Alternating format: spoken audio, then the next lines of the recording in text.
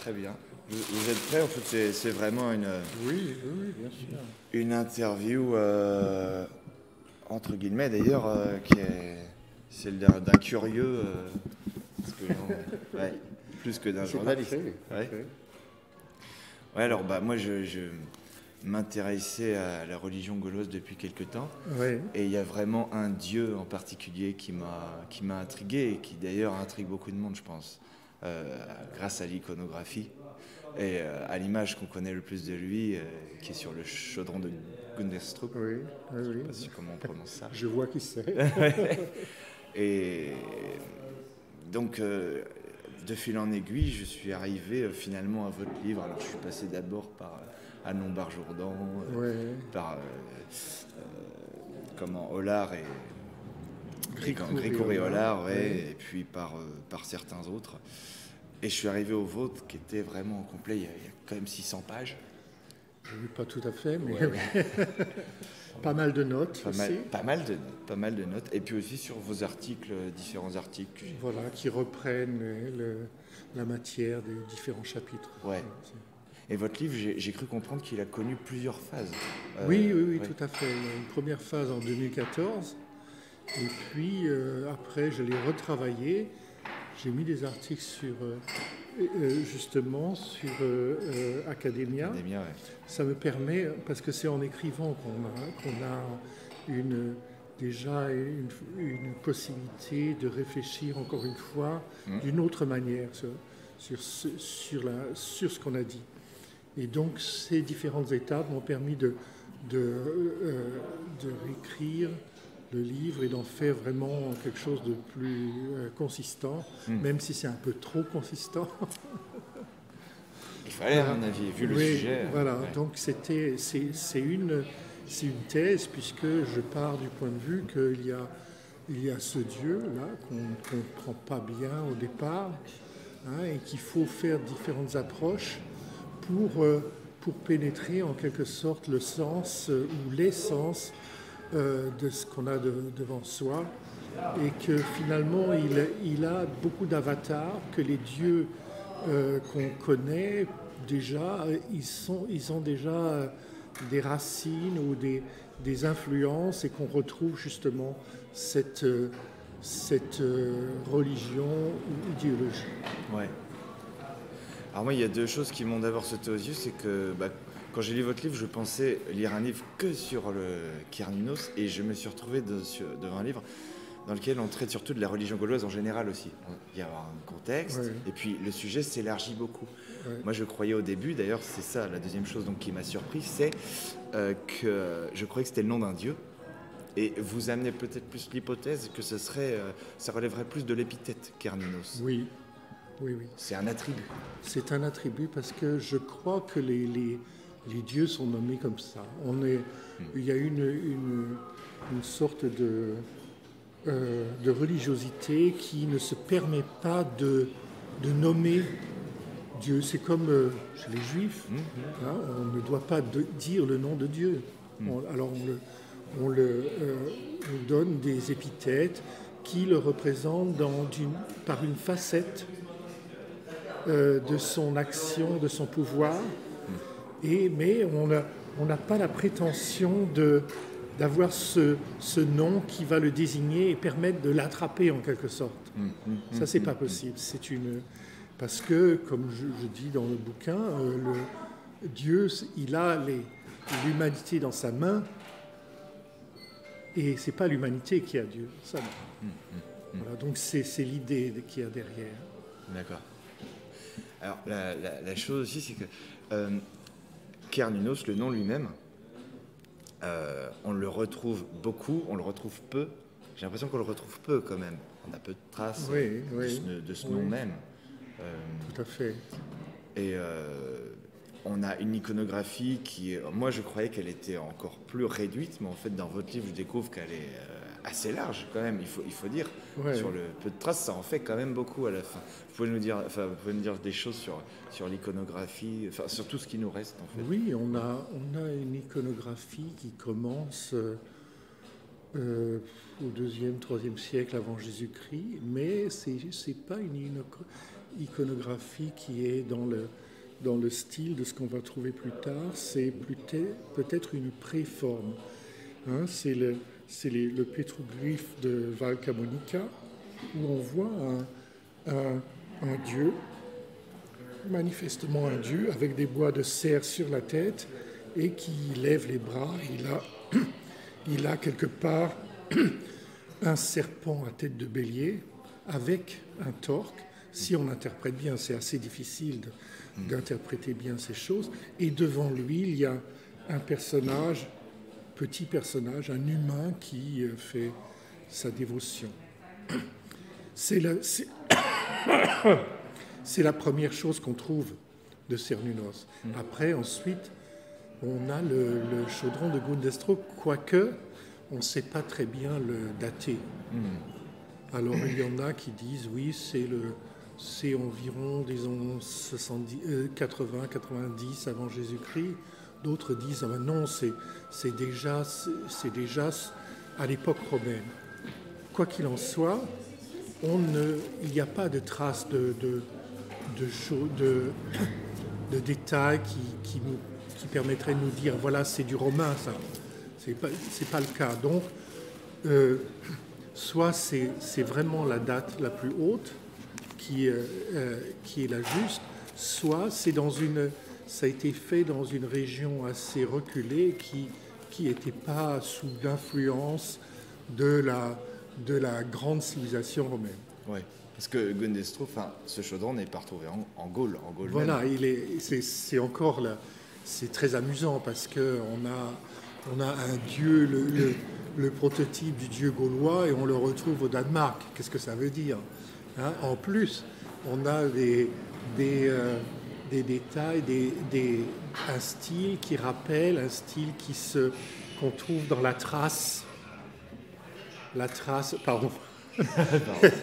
C'est-à-dire dans la Roumanie, Bulgarie actuelle. Ouais. Donc on a des questions à se poser, mais quand même il y a différents détails, comme par exemple le carnix, hein, le carnix, comme les torques, qui nous disent, ah oui, ça c'est quand même celtique, c'est quand même la culture celtique. Donc on a affaire à et la culture celtique, elle n'était pas, disons, c'était pas une île isolée. Elle n'était pas isolée, donc elle était dans le réseau, en quelque sorte, d'autres cultures, avec des emprunts dans tous les sens. Et voilà, donc ce chaudron de Gundestrup. Après, il y a d'autres monuments, on appelle ça monument, hein, les iconographies, disons, matérielles, en pierre ou en bronze. Et puis là, on est déjà à l'époque dite gallo-romaine. Voilà. Il y en a un que je trouve particulièrement intéressant, vu qu'il est connu, on peut l'évoquer. D'ailleurs, il n'est pas loin d'ici, je lui ai rendu visite il y a quelques jours. C'est le pilier des Nautes. Oui, tout à fait. Au musée qui est maintenant au musée de Cluny. Et qui a été retrouvé, je crois, au XVIIIe siècle dans la cathédrale Notre-Dame de Paris. Voilà. Je pense que c'est pas un hasard parce qu'on est là à la pointe de l'île et que les pointes de l'île, je l'ai montré à Melun, il y a aussi un temple de Mercure gaulois qui est qui est placé comme ça, et je pense que c'était un endroit, disons, qui avait un degré de sacralité élevé. La pointe de l'île, mais pas n'importe quelle pointe de l'île, le côté de l'arrivée de l'eau. Voilà, de l'eau pure, donc, entre guillemets. Et ce qui était important pour faire des ablutions, toutes sortes de choses avec de l'eau, on ne prenait pas l'eau qui avait traversé la ville, parce que c'était une eau, par définition, impure. Ouais. Et donc là, on a cet endroit, le pilier des Nautes, on peut le dater assez exactement, vers 17 après Jésus-Christ, et là, c'est sous le règne de Tibère. On ne sait pas exactement ce que veut dire. Il y a des dieux romains, il y a des dieux gaulois, mais pas vraiment des dieux, à part Cernunnos. Il y a des personnages, mais on ne sait pas les placer.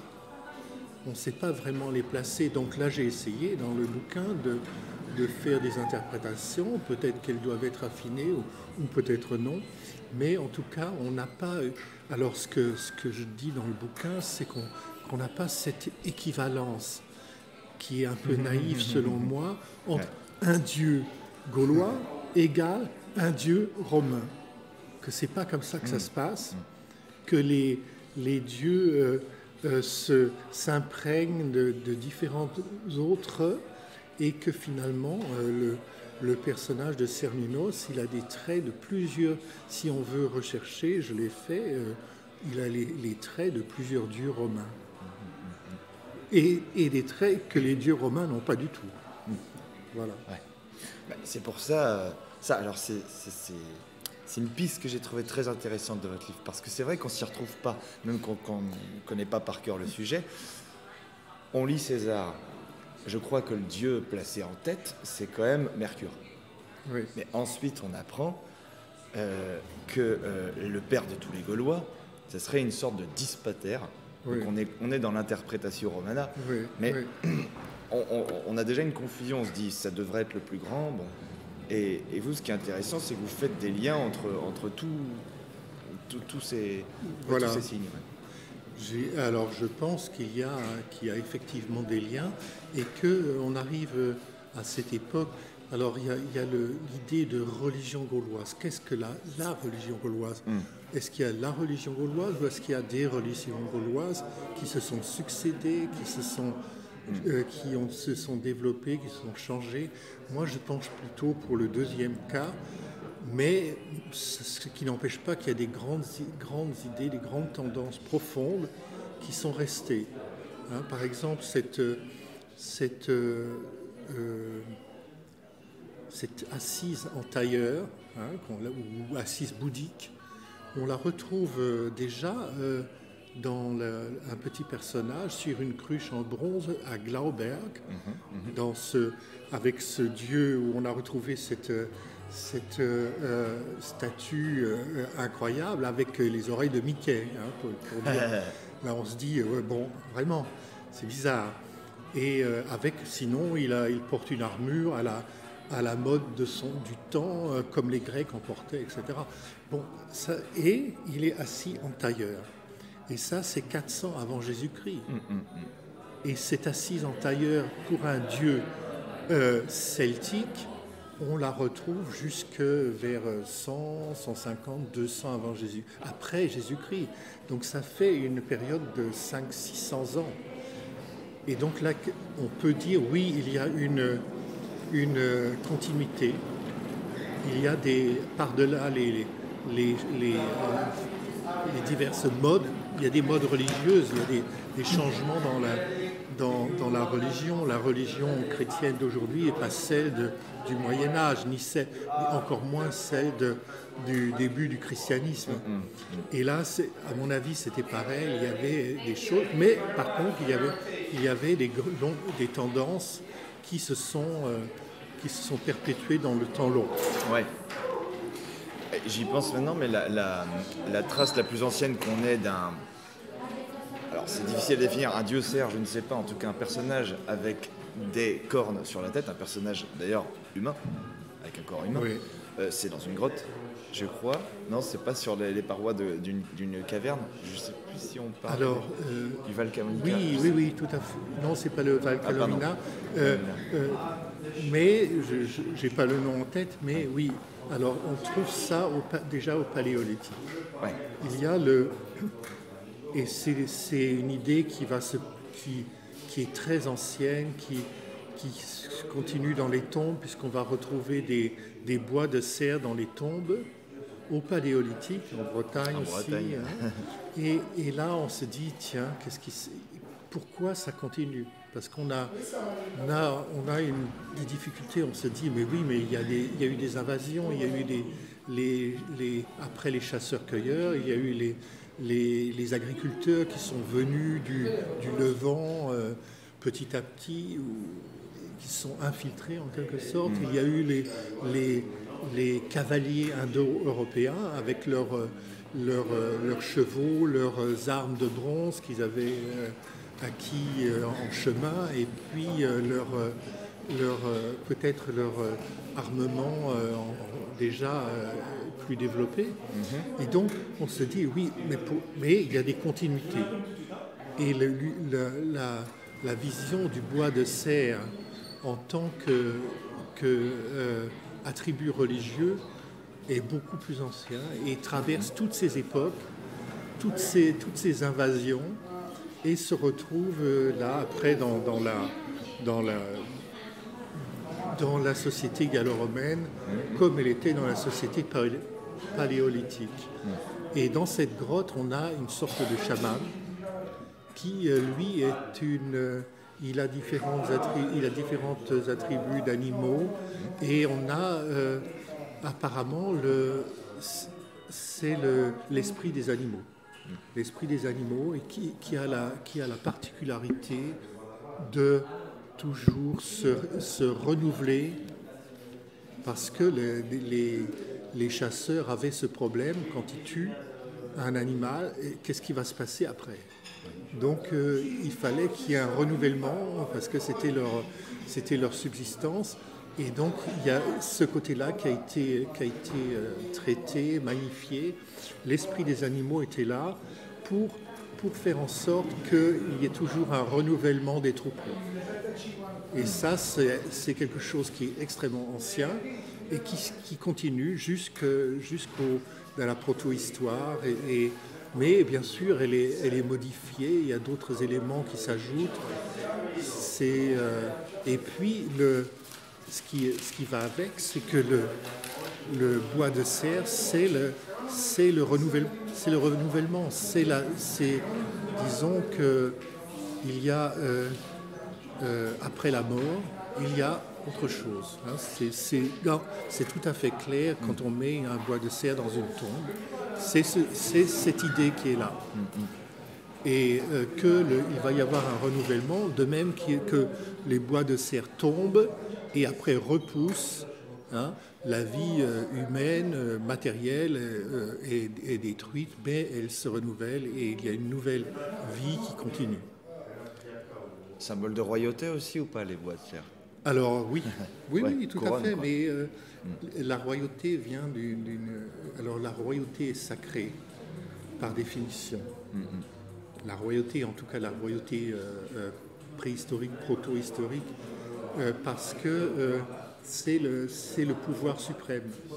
Et donc dans l'idée d'un pouvoir suprême, il n'y a plus la différence... oui, là c'est humain, là c'est divin, c'est les deux ensemble. Et donc c'est un attribut royal, en tout cas. Et on le retrouve au Moyen-Âge. Là, on fait de grands pas, on retrouve la chasse aux cerfs qui est un apanage royal. Il y a des textes dans la matière de Bretagne qui nous montrent que c'est le roi qui chasse le cerf. Ouais. D'accord. Et ouais, c'est interpellant parce que là vous venez de parler de la matière de Bretagne, donc pour ceux qui connaissent pas peut-être tous ces liens, on pourrait revenir sur quel est le lien entre non seulement, enfin là c'est un vaste sujet je pense, ce qu'on appelle les Indo-Européens, puis les Celtes en général et les Gaulois ensuite et ce qui viendra après. On arrive jusqu'au cycle arthurien. Il y en a qui ne voient pas ça comme des liens évidents. Oui, tout à fait. Alors, quelle position adopter? Moi, disons que je prends le risque. Je prends le risque de me tromper plutôt que de passer à côté de choses qui sont, disons, intéressantes et du point de vue du sens, offrent un foisonnement. Alors, si on pourrait... Il y a cette idée de quand on a des phénomènes qui se retrouvent, on doit soit trouver une filiation, soit disons rendre plausible que ça a pu se développer indépendamment et puis retrouver les mêmes thèmes. Mais comment se fait-il qu'on a des thèmes? Alors la matière de Bretagne est influencée par ce qui s'est les récits gallois, etc. Les récits gallois qui eux-mêmes sont influencés par tous les mythes irlandais. Il y a comme on le voit très bien dans différents récits, puisque il y a ce récit gallois dans le Mabinogi de Branwed, où le roi gallois Bran essaye de conquérir l'Irlande. Voilà, et là il y a toute une sorte de guerre qui est là, mais en même temps il y a des éléments mythiques, parce que l'armée de Bran, elle passe l'eau, le passage maritime, sur les épaules ou sur la tête même de Bran, du roi. Donc là, il y a quelque chose, il y a des éléments mythiques à expliquer, et dès qu'il y a contact, dès qu'il y a commerce, dès qu'il y a même guerre, il y a échange de culture, échange mythique. Ouais. Alors moi, je penche pour dire, même si c'est pas à la mode, aujourd'hui, on est bien dans le disons, c'est un peu aussi la maladie des archéologues, parce que j'espère qu'ils vont pas m'en vouloir, parce que eux ils sont sur des chantiers, des fouilles, et eux ils voient leurs fouilles, et ils passent du bon temps, et ils voudraient bien que ça continue. et que ce qu'ils ont trouvé devienne un truc vachement connu, vachement énorme. Et c'est normal, c'est bien normal, tout le monde ferait ça, mais en même temps, et ils n'aiment pas bien sûr qu'on aille après coup regarder leurs résultats, et on va les interpréter, on va se permettre d'interpréter les résultats de leur labeur, de leur sueur, et se dire voilà, là il a trouvé ça, mais finalement il a dit un peu des trucs, mais finalement lorsqu'on compare avec d'autres éléments, on s'aperçoit que ça peut avoir un autre sens. Et là c'est quelque chose de difficile.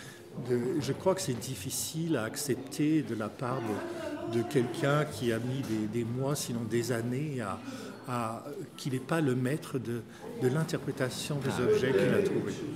D'accord. Ah, ça, j'avais jamais vu ça sous cet angle, c'est intéressant ça. Nommons un premier auteur pour l'instant, qui est Jean-Louis Bruno.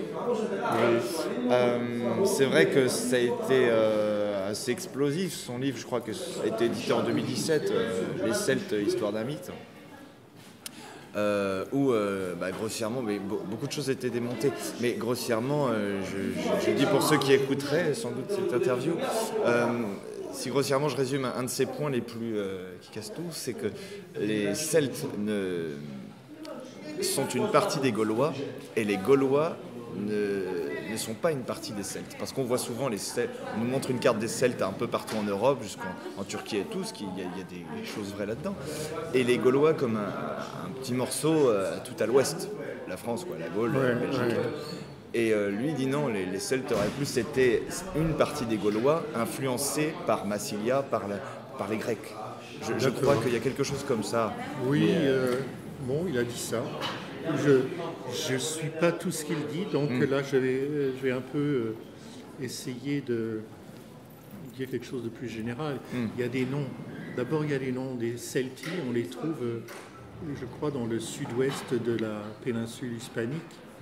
Il y a une tribu qui s'appelle les Celti. Qu'est-ce que ça veut dire? Ça veut dire que ces noms sont pas des noms... c'est comme pour les dieux, que les noms, il faut regarder à travers les noms et voir qu'est-ce qu'il y a derrière. Et là, on a des peuples qui se donnent un nom parce qu'il est valorisant. Par exemple, ça peut être les courageux, les je sais pas quoi, ou les implacables, ou je sais pas quoi. Et donc, c'est né dans un certain contexte, et ça peut être réutilisé. C'est-à-dire qu'on va retrouver ce nom ailleurs, et puis ça peut avoir après un autre sens. Par exemple, chez César, Alors il trouve les trois parties de la Gaule. Bon, oui, trois parties de la Gaule, déjà, c'est un scandale parce qu'il oublie celle que ses prédécesseurs ont conquis déjà avant, non seulement la Narbonnaise, mais aussi la Gaule transalpine, qui a été conquis un peu avant. Donc, il y a, pour dire la vérité, il n'y a pas trois parties de Gaule, mais il y en a 5, dont 2 ont été déjà bouffées et digérées. Ouais. Voilà, un peu presque. Et donc, il leur donne des noms, mais est-ce que ces noms... Alors, il y en a une partie belgique, une partie la celtique, et là, bien sûr, ce nom de celtique, il nous dit, oui, pour César, la région de la Celtique, qui est la région principale, avec où se trouve la capitale qu'ils ont faite, donc Lugudunum, eh bien, c'est ça, mais est-ce qu'il lui a donné un nom, disons, qui avait un autre sens avant? Voilà. À l'époque de César, c'est ce sens-là. Il y a une région, la plus grande partie de la France d'aujourd'hui, au sud de la Seine, c'est la Celtique. Il y a un petit truc, d'ailleurs c'est assez curieux, l'Aquitaine, qui est vraiment très petite dans cette séparation. Là, on voit qu'il y a quelque chose qui s'est passé. Il y a des faits historiques qu'on ne connaît pas, mais qu'on peut se dire, ah oui, là, l'Aquitaine était sans doute beaucoup plus importante avant, elle a été réduite, il y a eu des évolutions. Voilà. Donc, pour M. Jean-Louis Bruno, je dirais que je ne sais pas, tout simplement, mais je crois que les Celtes, pour les Grecs, c'était les Keltoi, avant qu'ils changent leur nom, qu'ils disent les Galates. Et donc, il y avait ces noms ont servi dans plusieurs contextes où ils ont pris des sens différents. Plus ou moins géographiques, plus ou moins culturels, mais moi je crois que c'est pas très important. Soit on dit Celte, soit on dit Gaulois, mais finalement on doit s'entendre sur ce qui est derrière. Ouais. Et puis déjà la guerre des Gaules c'est tout un sujet en soi dont on va pas développer, mais c'est vrai que César aussi avait des sources et on cite souvent Posidonios d'Apamée, il lui aurait pris beaucoup d'idées quand même. Beaucoup d'idées sont tirées de ses livres. Je crois que c'est le livre 23 de ses histoires à Posidonios. Enfin bon. Ok, d'accord. Donc c'est vrai qu'aussi je voudrais quand même revenir sur ce lien entre Celtes antiques et puis possiblement Celtes d'après, parce que dans le grand public, on a cette image que la Gaule est romanisée et pour reprendre une expression, il y a des villages celtes qui résistent toujours et encore à l'envahisseur, mais qui seraient plus, pas en armorique, pardon pour les Bretons, mais Irlande, Écosse, etc. Pays de Galles. Est-ce qu'il y a vraiment des liens, vous pensez, d'influence culturelle ou de continuité culturelle entre les Gaulois et... On peut voir qu'il y a beaucoup de noms de tribus qui se retrouvent dans la Britannie, qui est aujourd'hui la Grande-Bretagne. Des noms de tribus comme les Parisies. Et les Parisies, pourquoi on a trouvé ça? Ils se sont donné le nom de Parisie là-bas. Et moi, je suppose que ce sont des tribus, des Parisies du continent, donc de la Gaule, qui ont été s'installer dans des endroits en Grande-Bretagne à une certaine époque, comme beaucoup d'autres. Et là, on voit bien qu'il y a une unité de population, pas forcément complète, parce qu'il n'y a jamais une population homogène, uniforme. Il y a toujours des strates. Des strates de population, suivant qu'on est dans un endroit où il y a beaucoup d'échanges avec l'extérieur, on va avoir une population qui est beaucoup plus, disons, cosmopolite. dans un endroit où il n'y a pas de communication, un peu dans les montagnes, pauvres, etc. Ça, ce sont les endroits les plus conservateurs du point de vue culturel, du point de vue aussi ethnique. Donc, alors je pense qu'on a une communauté ethnique qui est pas complète, qui n'est pas à 100%, mais justement dans ce modèle de strate. Et d'autre part, qu'on a une communauté culturelle qui, elle aussi, n'est pas homogène, mais qui est aussi en forme de strate, plus ou moins d'influences qui se sont succédées à des endroits plus qu'ailleurs. Ouais. Alors là, je saute un peu du coq à l'âne, sans mauvais jeu de mots. Je voudrais revenir sur les différentes théories qu'il y a sur Cernunnos, sur qu'est-ce que ce Cernunnos. Pour ensuite aborder la vôtre, pour voir qui se différencie de quoi. Moi, je pense à deux théories principales, assez récentes, c'est celle de Anne Lombard-Jourdan, qui a écrit un livre dessus, quelques articles, notamment sur les origines du carnaval. Oui. Et puis aussi ceux de la théorie de Gricourt-Réolard, alors qu'on a écrit des articles très intéressants et deux livres, un gros et un petit, on va dire. Donc c'est le Dioscure sauvage pour le gros livre, et ensuite c'est les jumeaux divins, je crois, pour le petit. Alors pour moi, si je ne peux plus me permettre une critique alors que j'y connais pas grand-chose, en tant que lecteur public lambda, je trouve que dans leur démarche, il y a quand même une idée de départ qui tourne à l'obsession et qui est projetée un peu partout. Ça va jusqu'à Anne Lombard-Jourdan qui essaie de nous prouver que Gargantua est un cerf. Ouais. On a du mal à croire à beaucoup de développement en fait, dans ces livres. Gricourt-Réolard, moi ça m'a passionné. Absolument, notamment par rapport au dualisme Logos-Cernunnos qu'on retrouve absolument partout, les fameux dioscures vénérés par les Gaulois, etc. Enfin, ils ont fait un merveilleux travail, un peu obsessionnel, je trouve, par rapport aux détails qu'ils ont trouvés. La différence, je trouve, avec le vôtre, si je peux me permettre, c'est que vous, c'est pas plutôt une idée obsessive qui est suivie, mais vous essayez de généraliser un peu le Cernunnos. C'est un terme très isolé, on croit que c'est un dieu. Et en fait, vous en faites un dieu qui est un dieu général, une sorte de dieu suprême en fait, qui prend plusieurs figures et qui peuvent être des figures d'ailleurs contradictoires. Il peut être jeune et vieux, il peut être lumineux, obscur. Alors, est-ce qu'on peut aborder brièvement en quelques mots, Lombard-Jourdan et Gricourt-Réolard, si vous y arrivez, et ensuite pour se différencier de votre théorie à vous.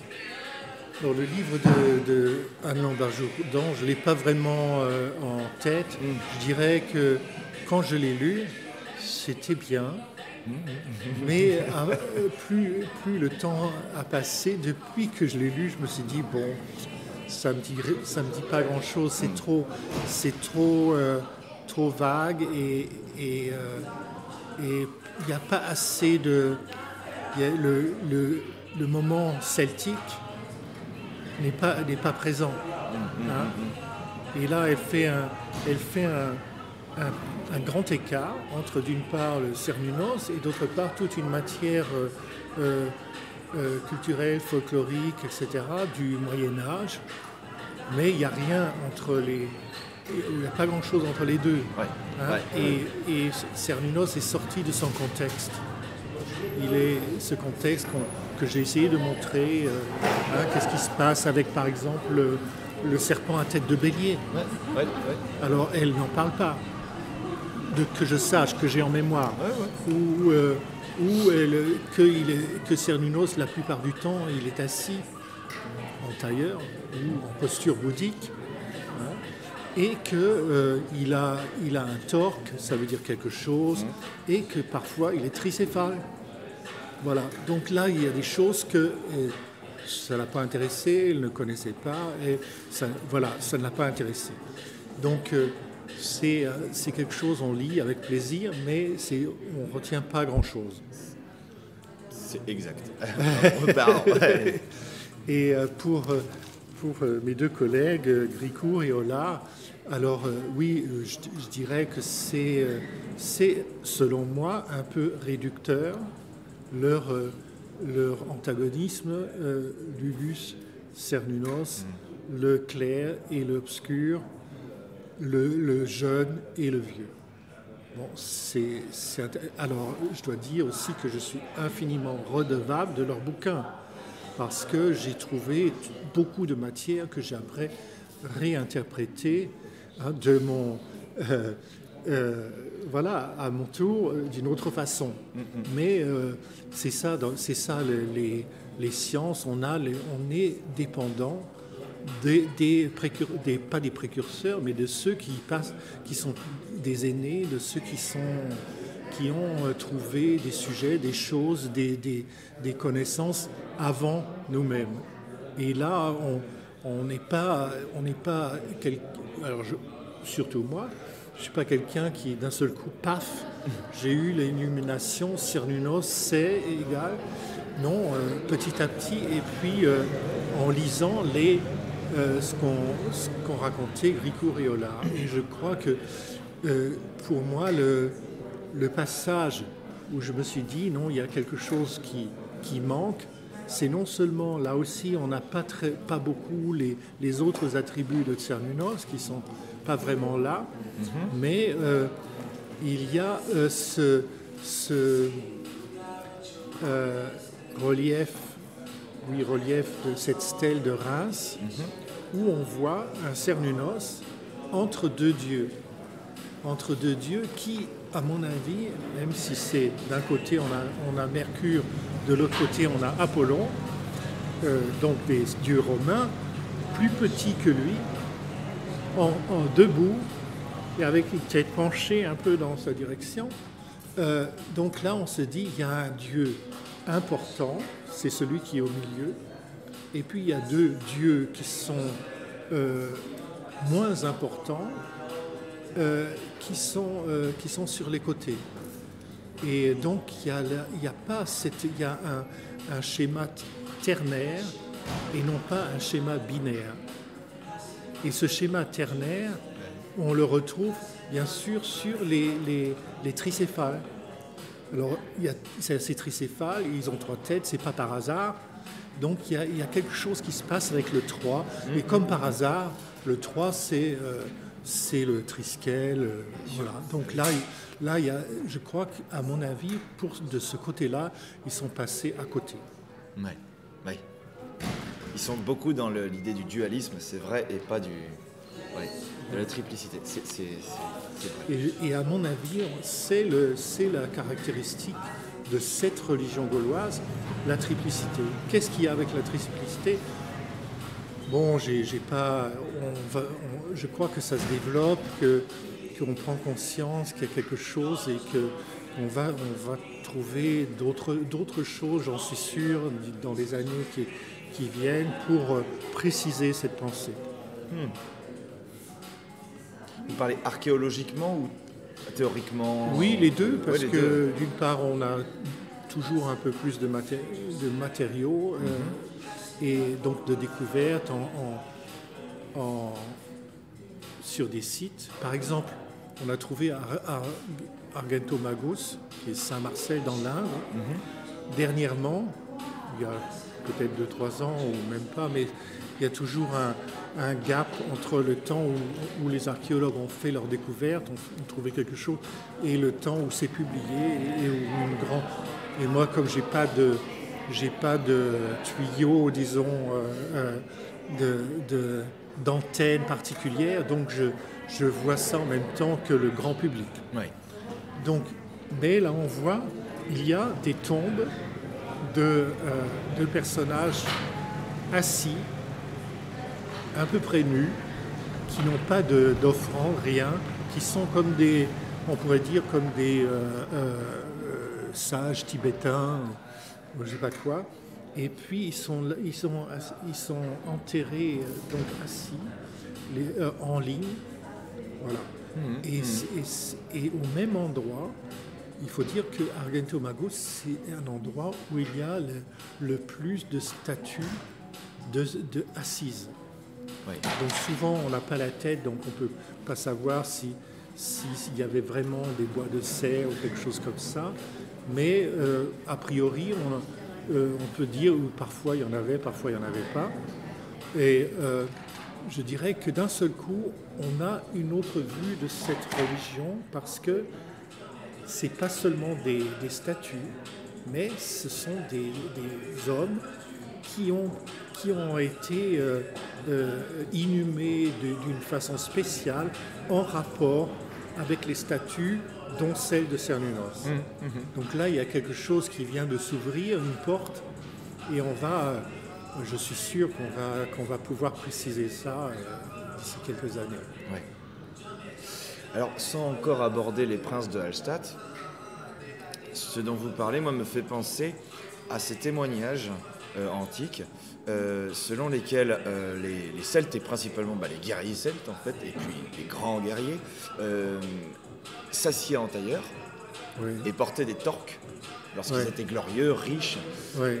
Il y a une identification directe au dieu, non ? C'est-à-dire que Cernunnos est assis en tailleur avec un torque autour du cou, même dans la main. Oui. Alors, là encore, il y a une identification. Vous pouvez nous parler de ce que pourrait être Cernunnos par rapport à ces grands guerriers? Oui, alors on a le type du héros. Le type du héros qui est tellement, en disant, il a tellement de vertus et de force et de courage, etc., qu'il arrive au divin. Et dans ce divin, on va dire, c'est comme un sucre qui se plonge dans du vin rouge. Ce héros, il va prendre, en arrivant, en se rapprochant de la sphère divine, il va prendre des attributs divins, tels que l'imaginaient les gens de cette époque. Voilà. Donc on a d'une part l'assise, c'est-à-dire il y a quelque chose de fixe par rapport à, on va dire, à tout ce qui se passe dans le monde. Le héros assis, il est à un endroit bien déterminé, il est fixé dans l'espace et il est en quelque sorte un centre à lui-même. Et je crois que c'est ça qui est important, qu'on va le trouver, qu'on va lui demander des choses, il va être intercesseur pour différentes choses. Et donc on a, je ne dirais pas que ces héros sont des Cernunnos en puissance, mais ils ont comme ça rapproche de la sphère divine, ils ont des attributs qui correspondent. Et par contre, on peut vraiment envisager que Cernunnos, enfin le dieu qu'on nomme Cernunnos, il est aussi un héros, un grand héros. Voilà. Qu'elle est dans un mythe qu'on ne connaît pas, qu'il s'est caractérisé par justement des actes vraiment extraordinaires qui ont sauvé ou renversé un ennemi, choses comme ça. C'est très intéressant aussi à contextualiser selon l'époque et le lieu. Vous faites beaucoup ça dans votre livre. Quand il y a des représentations de Cernunnos, vous essayez de voir dans quelle région géographiquement de la Gaule c'est. Est-ce que c'est le même Cernunnos qu'on va avoir à l'est de la Gaule, au sud de la Gaule, etc. Et aussi à l'époque, parce qu'il faut dire qu'il y a eu une époque extrêmement guerrière, on va dire de l'indépendance de la Gaule. Mais à mon avis, beaucoup de choses changent, non seulement avec l'influence du commerce romain, des valeurs, on va dire, moins guerrières et moins druidiques, mais plus commerciales, plus de prospérité. Cernunnos, peut-être, est passé d'un stade de guerrier héroïque à un stade d'un peu plus de fécondité ou de fertilité. Oui. Alors il perd.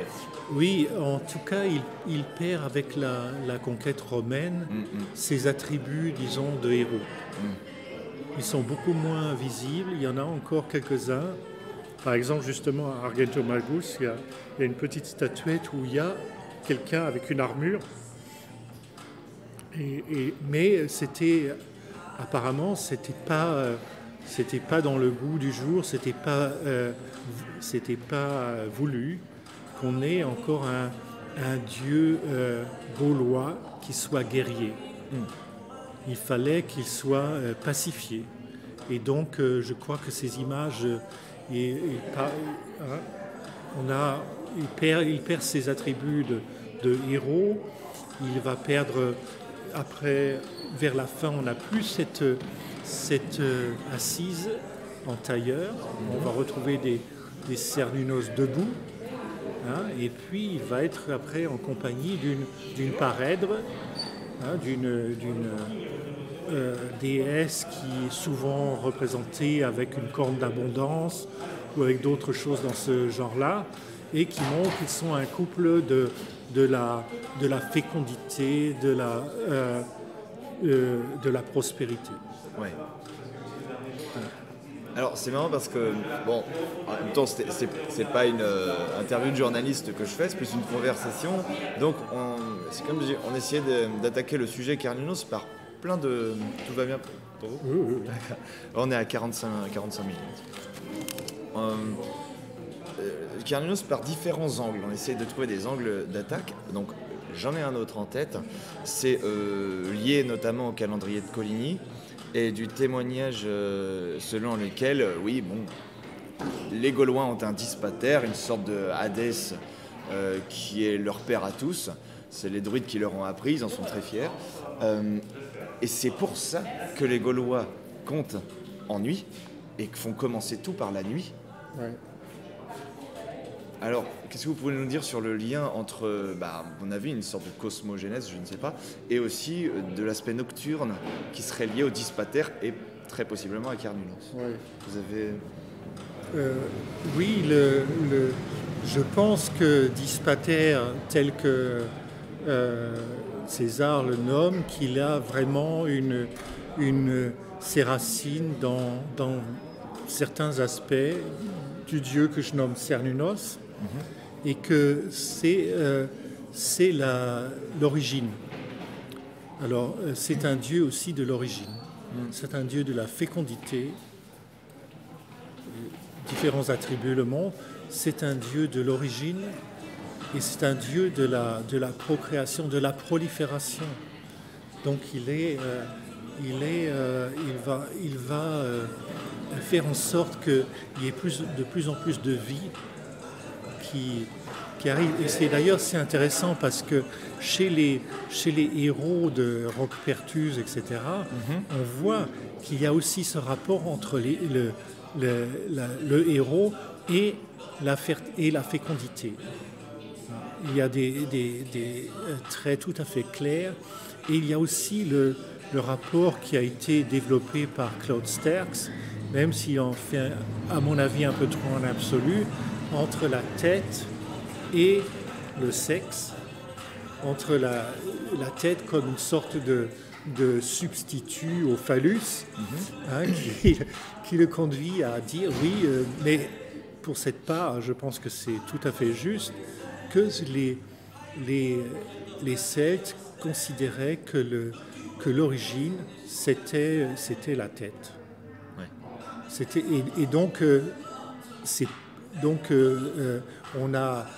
On a aussi, dans la plupart de l'iconographie celtique, il y a toujours, si on regarde bien, dans 80% des cas, les têtes sont plus grandes que nature. Voilà, donc il y a quelque chose là aussi qu'on voit. Alors, pour revenir à les nuits, je dirais que oui, en tant que dieu de l'origine, il est le dieu de l'obscurité. Il y a certainement des mythes qui disent comment la lumière s'est développée à partir de l'obscurité, comment l'aspect clair de Cernunnos, de la divinité, s'est développé après une phase obscure. Et donc on a un rapport, ce qui est à mon avis très intéressant, un rapport entre la fécondité et le temps. Parce que le Dieu, on voit très bien là dans ce que nous dit César que c'est un dieu du temps. Ouais. C'est un dieu du temps et que ce dieu du temps, c'est du temps toujours fécond. Donc c'est en même temps le temps et en même temps la vie. Ouais. Voilà, que la vie et le temps sont pensés comme une seule chose, comme deux faces de la même chose. Ouais. Et ça, j'ai trouvé ça vraiment intéressant et profond. Ouais. Alors c'est vrai que philosophiquement, ça inspire beaucoup de choses. En tout cas, ce qui se dégage des interprétations que vous faites dans votre livre, ou même des matériaux bruts qu'on a sur les Gaulois à ce niveau-là. Alors, je veux savoir, est-ce que vous avez quelque chose que vous vouliez aborder absolument, ou est-ce que je continue avec mon petite question ? Oui, continuez. D'accord. Si vous avez un sujet que vous trouvez qu'on loupe, allez-y, parce que là, c'est vraiment dans le désordre. Vous parlez aussi, vous dites c'est un dieu du temps, du terminateur universel. Je crois qu'il y a ce terme-là, donc c'est celui qui va mettre fin au monde en fait. Il le fait naître, il le fait mourir. C'est ça. Et apparemment, il y a aussi une phase, on a, selon moi, un aspect ternaire où il est comme un dieu de la fécondité, de la vie. Donc il est partout dans la vie, mais il est aussi au début et à la fin. Ouais. Oui. Et qu'est-ce que vous faites de cette information qu'on a que les Gaulois donc croyaient en la réincarnation et qu'il était possible d'échapper au cycle des réincarnations, en partie par exemple pour les guerriers héroïques morts sur le champ de bataille. Est-ce que non, je me trompe peut-être. Continuez. Je crois que j'ai lu ça. C'est même les druides qui enseignaient ça. Alors, est-ce que c'était pour donner du courage aux guerriers, ou est-ce que c'était vraiment une partie très importante de leur religion ? Qu'est-ce que vous pensez ? Oui, je crois que c'était pas un moyen, disons, de tricher pour faire en sorte parce que ça marcherait pas. Oui. Hein. Je pense que ça marchait parce que c'est censé, d'après ce que dit Lucain, parce que les Gaulois croyaient profondément à cette idée que la mort est le milieu d'une longue vie. Et donc, et en même temps, on a ce rapport entre la mort et la vie. Parce que on a parlé de Dieu de l'origine, d'un Dieu du temps, mais c'est aussi un Dieu de la mort. De la mort, mais ce qui est aussi très paradoxal et très intéressant, de la mort féconde. Oui. Ouais. Voilà. Et donc, je pense qu'il y a un aspect infernal chez ce Dieu Cernunnos. C'est marrant, un dieu infernal qui serait céleste aussi. Voilà, il est à mon avis inclassable. Hein. Il y a des aspects d'autres dieux qu'on trouve, que ce soit Mercure, que ce soit Apollon, que ce soit Saturne ou même Dionysos. Oui. C'est alors qui l'a élaboré? Comment ça s'est fait? C'est difficile à dire, mais je pense que s'il y a eu vraiment une école religieuse druidique, c'est de ce côté qu'il faut chercher, et qu'il y a peut-être eu des réformes religieuses qui ont, comme il y en a eu dans d'autres pays, on pense par exemple à Zarathustra ou au Bouddha, ce sont des personnages qui ont fait des prédications religieuses dans un certain contexte déjà religieux qui existait avant eux, et dont ils ont repris certains éléments, les ont regroupés différemment pour souligner tel ou tel aspect de la religion, que ce soit éthique, que ce soit pour Zarathustra, ou que ce soit dans l'aspect d'arrêter le cycle des renaissances pour le Bouddha. Vous pensez qu'il rejoignait les étoiles ou pas pour mettre fin au cycle des réincarnations où on va en enfer, on revient sur Terre sous une autre identité? Est-ce que... Je sais pas, je dis Oui, juste non, comme ça. pourquoi pas. Je ne sais pas non plus. Ouais. Alors, ce qu'il y a, c'est qu'il y avait certainement un rapport que les héros rejoignaient après leur mort les cieux et ils luisaient dans la nuit, donc ils étaient des étoiles en quelque sorte. Mais est-ce que c'était limité aux héros? Ouais. Est-ce que c'était les dieux? Est-ce que le commun des mortels y avait accès? Je ne crois pas que le commun des mortels y avait accès. Ouais. Bon, là, je sais même plus par où commencer, tellement j'ai de choses dans la tête. On a parlé du temps, on peut parler de l'espace. C'est un pilier cosmique. Tout à fait. Et il y a manifestement un rapport, alors espace et temps. Il y a le pilier cosmique, on retrouve chaque pilier. Il y en a qui sont plus clairs. Il y a les colonnes à languipède, les colonnes, on dit, aux 4 divinités, qui sont, selon moi, des avatars de piliers cosmiques, c'est-à-dire qui représentent le centre de l'univers. Et qu'ils doivent, parce que pour différentes raisons, par exemple, quand il y a eu des incursions barbares, on va pas préciser, peu importe, et qu'une région a été dévastée, on a voulu mettre ces piliers et reconstruire. Oui. Donc là, à mon avis, c'était une façon de dire on recrée l'ordre. Et l'ordre est sous la responsabilité, sous le patronage divin. Oui. Donc on a si on veut recréer l'ordre, on ne peut pas faire autrement que d'invoquer l'ordre divin.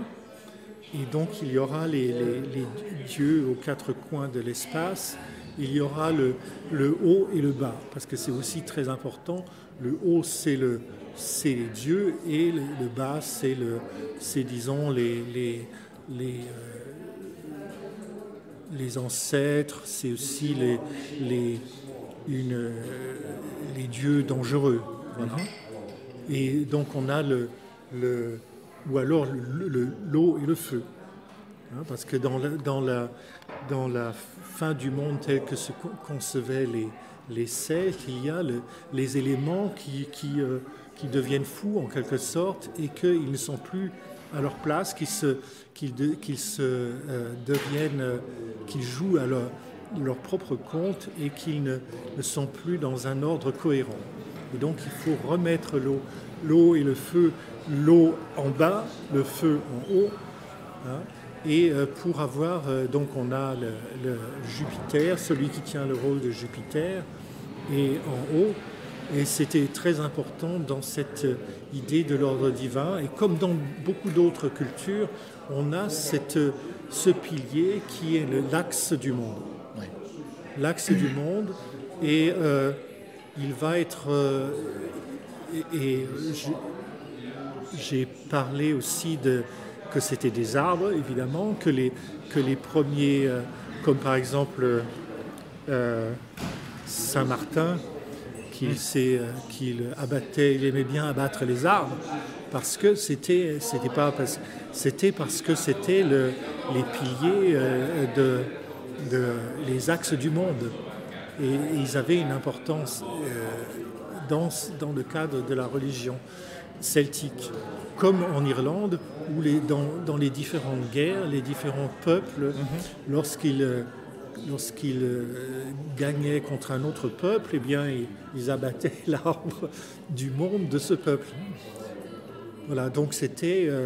on a le pilier, l'axe du monde, qui est en même temps un arbre, et donc on pourrait en parler beaucoup, mais... il y a le temps, le retour au temps dans le rite de fondation, ça veut dire retrouver l'origine.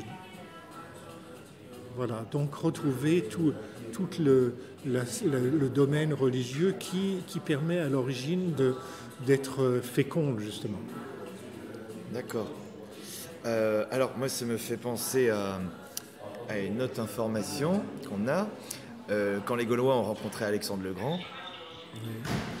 on leur a demandé qu'est-ce qui vous fait le plus peur.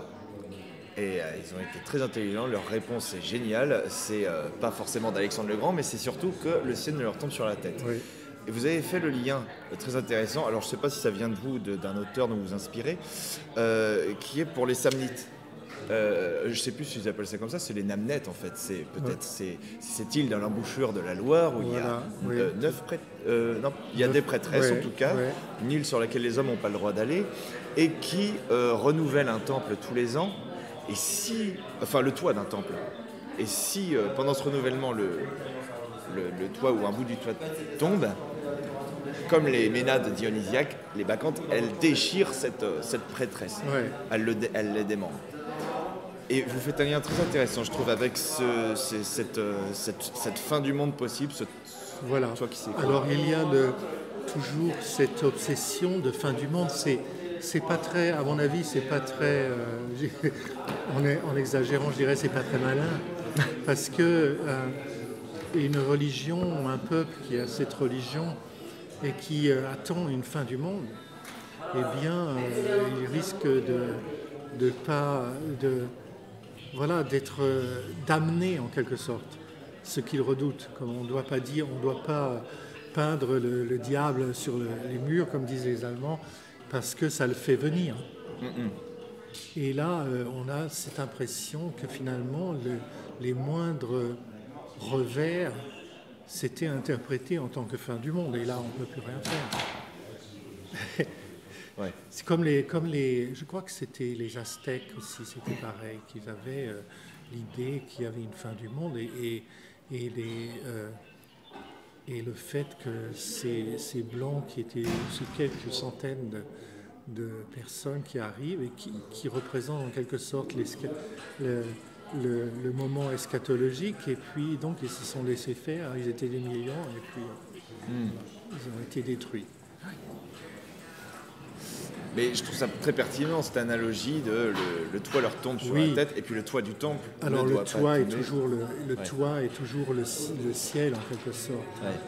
Il y a un symbolisme qui est tout à fait clair dans les édifices religieux, même aujourd'hui. Quand on voit dans une église, on a telle ou telle chose. C'est tout à fait réglé et on n'a aucune raison de croire qu'il en était autrement à cette époque. Ouais. Alors juste au passage, on est à peu près 1 heure d'interview. J'avais dit 1 heure et demie, vous voulez bien on peut continuer tant que... Ah non, alors pas tant que j'ai des questions, sinon ça va durer 6 heures, je pense, au moins. J'essaierai de faire à l'essentiel. Bon, je viens de Bretagne et donc on vient d'évoquer les Namnettes.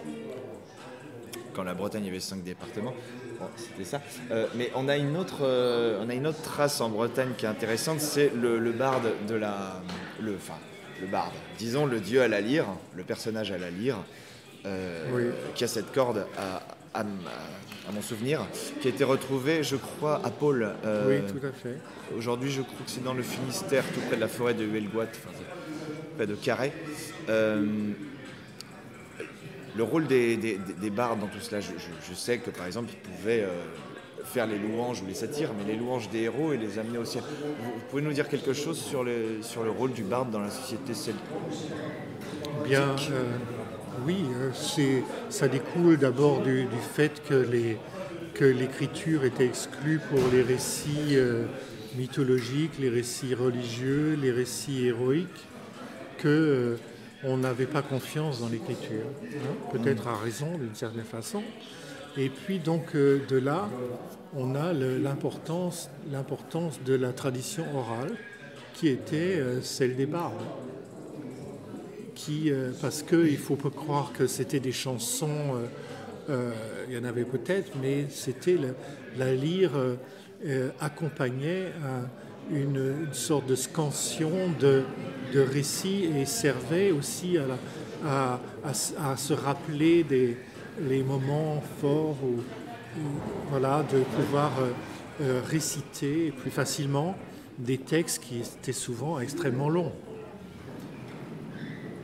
Et donc je pense que le barde a tout à fait une importance que d'ailleurs on retrouve dans la tradition galloise, qu'on retrouve dans la tradition irlandaise, sous d'autres noms, et que là on voit qu'il y a une unité. Alors si on dit oui mais les Irlandais, les Gallois, ils n'ont rien à faire avec les Gaulois peut-être, mais à ce moment-là il faut expliquer d'une meilleure façon pourquoi on retrouve tant d'éléments communs.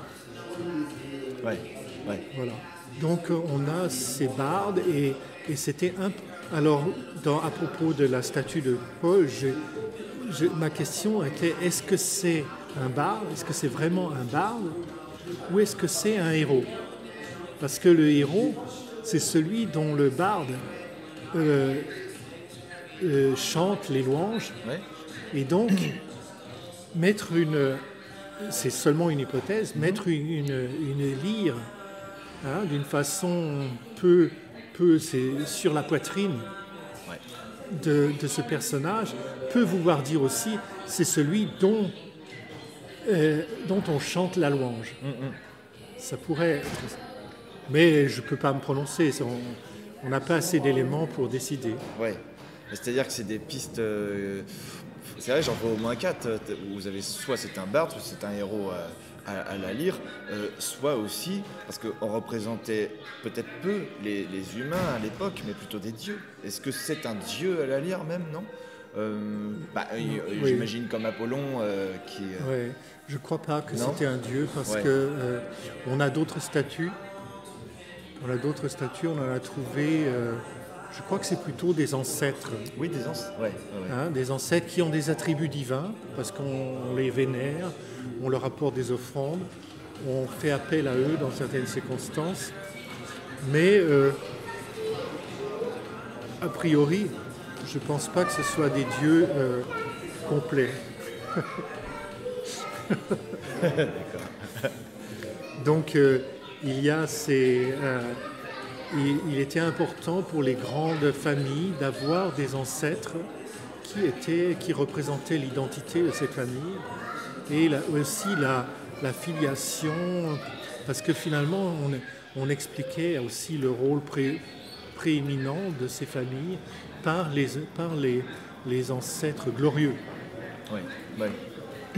Alors est-ce que le barde était lui-même un personnage, disons, si important, c'est possible, que on a voulu montrer qu'il faisait partie des ancêtres d'une lignée, mais ça voudrait dire aussi que cet ancêtre-là, il était encore connu peut-être des années et des années après, et donc il avait une sorte de renommée, je dirais pas comme Johnny Hallyday aujourd'hui, il est mort, mais on a quand même... Les Gaulois avaient leur Johnny Hallyday, vous voyez dire. Ouais. Mais je crois que oui. Je crois qu'il n'y a pas de raison qu'il n'y ait pas eu ce qu'on peut appeler de la variété et des choses très légères. Voilà. Ouais. Parce que on peut pas vivre dans le sacré. Le sacré est quelque chose où on peut avoir accès, qui élève l'âme, mais il y a aussi de l'autre côté la vie normale, habituelle, et là il y a d'autres besoins, et donc je pense qu'il y avait des chansons légères et toutes sortes de choses, et même peut-être même des comiques. Ouais. Comédie, tragédie, quoi. Voilà. D'accord. Et il y a une tradition gauloise du théâtre. On s'aperçoit que les théâtres en Gaule sont construits d'une façon différente que en Italie. Et donc là, il devait y avoir une fonction particulière qu'on ne connaît pas encore. Ouais. Alors, ça m'amène à une transition avant de parler d'Orphée, parce qu'on est chez les bardes. Ouais. Chez les poètes. C'est un clin d'œil à un ami que je fais, c'est cette histoire d'oursin fossile. Ouais. dont parle Pline. Ouais. Bon, il y a toute une description assez mystérieuse de cet œuf de serpent qui, qui est récupéré par un cavalier dans une sec qui doit passer un cours d'eau avant que les serpents ne le rattrapent. Bon, ça nous paraît assez surréaliste. Ouais. Vous, quel est votre point de vue sur cet oursin fossile? Ouais. Alors, j'ai pas vraiment d'opinion fondée. Ouais. J'ai seulement des sentiments. Je crois que l'importance de l'oursin fossile venait de ses dessins, et donc qui étaient dans la pierre. Et c'était comme s'il y avait eu je sais pas, je pense pas qu'ils aient eu la connaissance de comment naissent les fossiles. Donc, pour le cas où ils ne le savaient pas, ce qui est le plus probable, donc ils pouvaient que donner à ces dessins qui étaient sur cette pierre d'une façon très ordonnée. Ils pouvaient que donner une fonction religieuse. C'était quelque chose d'extraordinaire qui les avait fait se développer ainsi. Et donc, oui, c'était quelque chose qu'ils devaient peut-être essayer d'interpréter pour trouver qu'est-ce que ça signifie. Mais au-delà de ce que ça signifiait, ils étaient sûrs que c'était d'ordre divin. Oui. Ça servait dans les procès, dit-on. Oui, pour gagner. Mais c'était à double tranchant, puisque à partir d'un certain moment, les Romains ont commencé à considérer la possession de ces oursins, de ces œufs de serpent ou je ne sais pas quoi, comme une preuve de sorcellerie. Oui. Donc et là il fallait exécuter. Donc c'était contre-productif à partir d'un certain moment. C'est vrai que, dit-on, les druides le tenaient en haute estime. Alors la pire interprétation que j'ai trouvée, c'est celle de Jean-Louis Bruno qui dit c'était à une époque où les druides étaient en décadence, c'était plus qu'un œuf comme ça de sorcellerie, c'était de la superstition, les druides étaient bien plus grands avant. L'interprétation excessive dans l'autre sens, moi j'ai un peu du mal avec les analogies qu'on fait avec la religion de l'hindouisme où ce serait l'œuf de Brahma, le Big Bang, le Big Crunch, le Big Bounce, c'est cet univers qui respire, qui s'écroule et qui en cycle comme ça. C'est intéressant, mais je trouve le rapprochement avec les orphiques plus intéressant sur le protogonos, cet œuf originel, d'où tout ressort. Vous avez un chapitre à la fin de votre livre que j'ai beaucoup aimé, évidemment, qui est le lien entre Orphée et Carnunos, ou en tout cas ce qui tourne autour de Carnunos. Sur Orphée, vous pouvez me dire quelques petites choses ou pas? Alors oui, un peu au risque de décevoir, parce que c'est un peu, disons là, à ce moment-là, je me suis dit, je vais développer des choses qui ne sont pas du tout assurées. Et puis, ce sont une perspective en quelque sorte. On a quand même un rapport assez intéressant entre Orphée qui est entouré d'animaux, et puis Cernunnos comme on le voit sur la plaque de Gondostro. D'un autre côté, on a chez Orphée, il y a le cerf joue toujours un rôle. Et puis on a aussi dans le mythe d'Orphée, c'est l'opposition entre le lumineux et le sombre. On peut dire que quand Orphée, c'est Eurydice, quand il se retourne vers Eurydice, il a fait retourner dans le monde infernal, mais parce que lui, il a la lumière, à un certain moment en tout cas, et donc en projetant la lumière vers l'ombre, il a fait disparaître. C'était mon idée. Mais maintenant, ça serait beaucoup à développer, aussi également avec le mythe d'Actéon, Ouais. qui est où là aussi on a un sujet de lumière, mais je dois dire que c'est extrêmement difficile. Ouais. À ce moment-là, on est et j'ai pas continué sur cette voie, pas encore, parce que il me manquait voilà, les lectures, il me manquait les éléments pour pouvoir en dire plus. Ouais. Donc c'est simplement un jalon pour quelqu'un qui veut continuer. Ben, c'est ce que j'aime aussi dans votre livre, c'est que plus qu'une idée fixe qui se projette dans tous les éléments qu'elle utilise, il y a du monde, c'est plus des questions que vous ouvrez sur plein de sujets. Donc moi je suis ressorti de votre livre avec plus de questions que de réponses. Oui. Et je trouve que c'est une bonne chose, entendons-nous bien. Je trouve que votre livre est très bien résumé, d'ailleurs sur la 4e de couverture. Vous avez fait une sorte de condensé qui est d'ailleurs très poétique et que vous, en fait, vous développez tout au long du livre. Donc j'ai trouvé ça très bon. Mais parce que là on arrive au moment d'une sorte de conclusion, oui. On va la faire en plusieurs parties. Pour vous, maintenant, Cernunnos, qu'est-ce que c'est exactement? Est-ce que vous arriveriez à en faire un résumé? On n'a pas forcément un équivalent chez les autres religions, je ne sais pas, mais qu'est-ce que c'est pour vous Cernunnos maintenant? Alors, après toutes ces recherches. Oui, donc je dirais que j'en ai pas fini avec Cernunnos. Ouais. Qui a encore beaucoup à trouver, beaucoup à chercher aussi, et que pour moi c'est un Dieu qui rassemble beaucoup d'aspects, et qui a toutes les caractéristiques d'un Dieu, disons, primordial, d'un Dieu aussi suprême. Donc comment les druides en sont arrivés là, aucune idée, mais en tout cas il a cette idée du temps fécond, hein, ou de la mort qui donne, qui va engendrer la vie. Je trouve ces idées-là très, très fascinantes.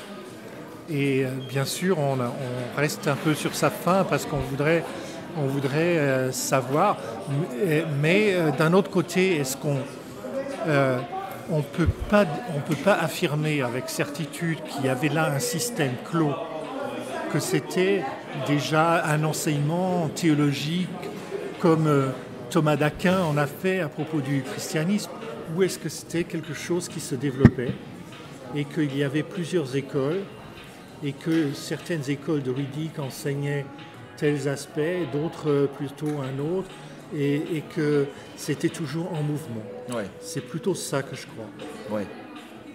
D'accord. Bon, on a dit conclusion en plusieurs parties. Il nous reste 10 petites minutes. Ça vous va? Oui. Ok, très bien. Là, donc, c'est la conclusion, la généralité de votre recherche personnelle, mais où en sont les recherches en général sur Cernunnos? Vous pensez donc, vous évoquez qu'il y a d'autres choses à découvrir, c'est sûr, qu'on va théoriser, on va approfondir la théorie. Où on en est aujourd'hui par rapport à ces recherches sur les Gaulois et Cernunnos?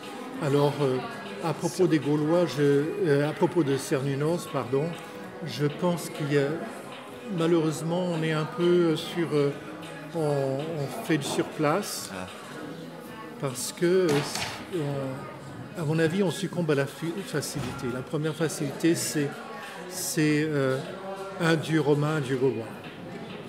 Et donc là, ça bloque pas mal de choses. Et le deuxième problème, même si on a beaucoup à prendre de la trifonctionnalité de Dumézil, et il y a des choses magnifiques, mais c'est aussi un piège qui va nous dire, oui, les Indo-Européens ont un système de dieux déjà formé, et qu'on va retrouver pratiquement dans toutes les cultures indo-européennes. Et là, je pense qu'on doit dire ça dépend, et qu'on a différentes périodes peut-être différents mouvements qui se sont succédés. Si on prend le christianisme, on a la réforme, par exemple. La réforme, on casse toutes les statues, la Vierge Marie est devenue persona non grata. Donc on voit qu'à l'intérieur d'une religion, il peut se passer quelque chose. Et là, je pense qu'en disant, oui, là on a les dieux indo-européens qu'on retrouve partout, et puis bien sûr, ils vont se retrouver chez les Celtes. Oui, mais quand ? Ouais. Quand et comment ? Hein ? Et là, je crois que c'est pour ça qu'on se bloque beaucoup à mon humble avis, on se bloque des chemins. Ouais. Oui, vous disiez, est-ce que c'était en réalité une religion unifiée ? Est-ce que les druides ont créé une religion unifiée ? Mais c'est vrai que, d'ailleurs, est-ce un hasard qu'ils se regroupaient dans la forêt à la frontière des Carnutes ? Ouais. Alors, pour un dieu Cerne, oui. Cerne, je ne sais pas. Oui, tout à fait. Mais il y avait en tout cas une volonté d'unifier, mais cette unification, elle était peut-être moins au niveau théologique qu'au niveau politique, parce que les druides, si je me rappelle bien, faisaient aussi le lien entre les différents peuples, pour pas que ça se combatte d'une façon destructrice. Hein, il fallait qu'il y ait une instance qui permette de régler des différends d'une façon autre que par l'annihilation du voisin. Et donc je crois que c'était cette réunion des druides, selon moi, dans la forêt des Carnutes, avait un but non pas de dire des choses sur les divinités, pourquoi pas, mais surtout pour régler des problèmes qui faisaient en sorte que rendaient plus difficile la cohabitation des différents peuples, puisque c'était pas un État comme on a eu l'État romain qui est d'ailleurs a donné est à l'origine de tous les États qu'on connaît, parce que c'est pour ça que beaucoup, même en France, ils vénèrent les Romains, et d'une certaine façon, ils retrouvent chez les Romains les systèmes politiques, la base du système politique actuel. C'est ça qui est intéressant. D'un autre côté, moi je dis oui, les Suédois et je sais quel peuple, ils ont pas souffert de ne pas avoir été conquis par les Romains dans l'évolution de leur culture, de leur État même.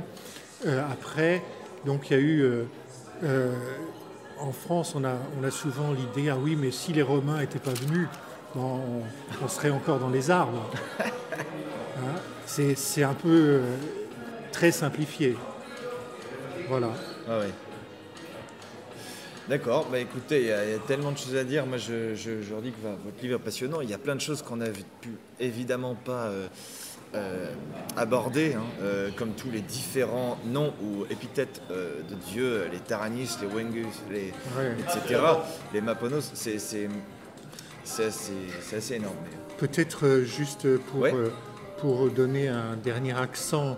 Alors, c'est pas, à mon avis, c'est pas un hasard si César parle de Mercure comme le grand dieu gaulois, dieu suprême gaulois, des Gaulois.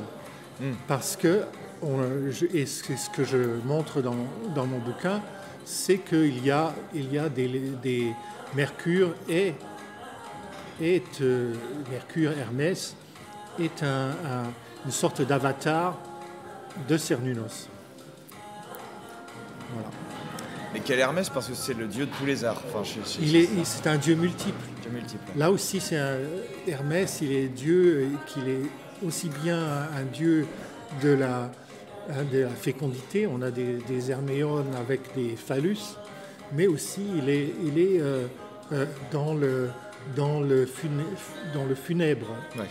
Hein, il a énormément d'aspects différents et je crois qu'on retrouve là aussi une caractéristique de notre Sterninos, d'avoir un Dieu aux multiples aspects.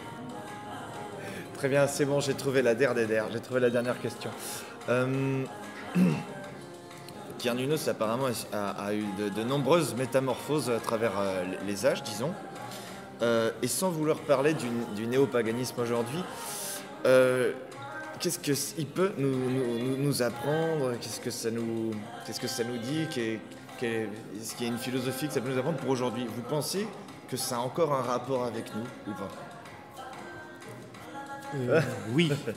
Moi, alors, on a la maladie du chercheur. La maladie du chercheur, c'est de s'identifier avec l'objet de sa recherche. Et petit à petit de se transformer en quelque sorte en adepte, en dévot. Hein, et oui, je ne suis pas libre de ça. Et en quelque sorte, je me suis dit souvent cette question et je l'ai répondu souvent par l'affirmative en disant oui, ce Dieu est intéressant même aujourd'hui parce qu'il est, disons, il est ouvert d'un certain côté et il n'a pas une théologie, disons, codifiée jusque dans les moindres détails. Et puis d'un autre côté, il y a ce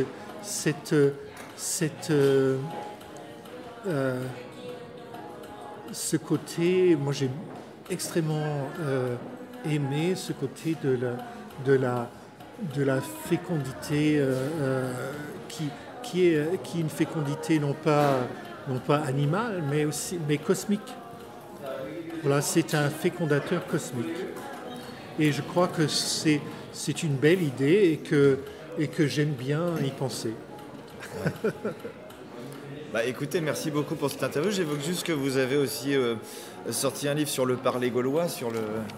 Vous avez le titre? Je sais plus. Oui, c'est Gallicos Iextis, tu advisio-bi, et ça veut dire la langue gauloise par les exemples. Ouais. Qui permet de parler gaulois. Et oui, parce que je me suis dit, tant qu'à faire, on peut s'amuser. Oui. On a le droit de s'amuser, on a le droit d'inventer une langue. Et comme on dit que chaque langue nous donne une vie supplémentaire, alors pourquoi pas celle de nos ancêtres putatifs, pourquoi pas celle dont beaucoup de savants ont déjà rassemblé une masse de vocabulaire assez importante et en faire quelque chose qu'on peut parler, qu'on peut écrire et donner pour des reconstitutions, mais aussi pourquoi pas pour écrire. On a eu différentes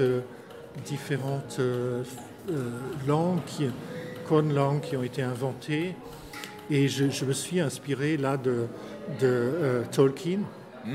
Et j'avais très envie de faire une langue des elfes, mais qui soit en même temps une langue qui a été, dans beaucoup de ses points, vraiment parlée. Ouais. On aurait pu faire l'interview en gaulois alors. Bah oui, j'espère qu'on pourra le faire un jour. Bon, je vous remercie beaucoup. Et c'est moi qui vous remercie.